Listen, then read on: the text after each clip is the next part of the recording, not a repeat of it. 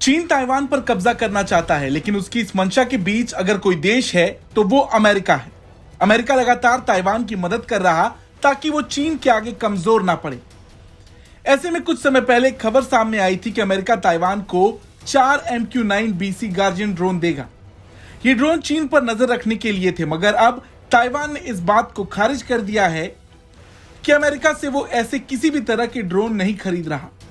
हालांकि इसके पीछे काफी बवाल मचा था। FT की एक रिपोर्ट के मुताबिक ताइवान द्वारा MQ-9 BC गार्जियन का एक्विजिशन अमेरिकी नौसेना और Japan maritime self defence force द्वारा उपयोग किए जाने वाले निगरानी और सेंसर नेटवर्क का हिस्सा बनने की दिशा में एक कदम बताया गया था। वहीं जनरल एटॉमिक्स के अनुसार $217.6 मिलियन का अनुबंध ताइपे को 2 ground control station, spare parts और अन्य सहायक उपकरणों की आपूर्ति भी करने को लेकर खबर आई थी। ऐसा बताया गया था कि ताइवान 2020 से MQ-9 BC गार्जियन की ओर देख रहा है। रिपोर्ट में कहा गया था कि ताइवान और उसके पड़ोसियों की पहली द्वीप श्रृंखला में शांति काल में पीपल्स लिबरेशन आर्मी नेवी के आंदोलनों की पूर्ण वास्तविक समय की तस्वीर हासिल करने की क्षमता को बढ़ा सकता है। हालांकि इस रिपोर्ट के बाहर आते ही चीन बौखला सा गया। वहीं ministry of national defence of Taiwan की तरफ से बताया गया कि अभी तक अमेरिका और जापान के साथ नौसैनिक ड्रोन से रियल टाइम डेटा साझा करने की योजना के बारे में सूचित नहीं किया गया है। जैसा कि कुछ मीडिया आउटलेट्स द्वारा रिपोर्ट में किया गया है, वो सब गलत है।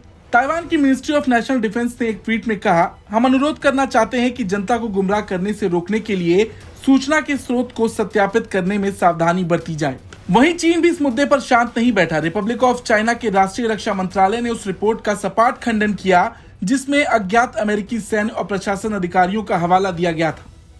रक्षा मंत्रालय ने कहा कि ताइवान को ड्रोन से लैस करने के पीछे का उद्देश्य उस प्रणाली तक पहुंच बनाना था जिसका उपयोग अमेरिका और जापान अलग अलग ड्रोन और विमानों द्वारा एक साथ एकत्रित वास्तविक समय की निगरानी और जानकारी के लिए करते हैं।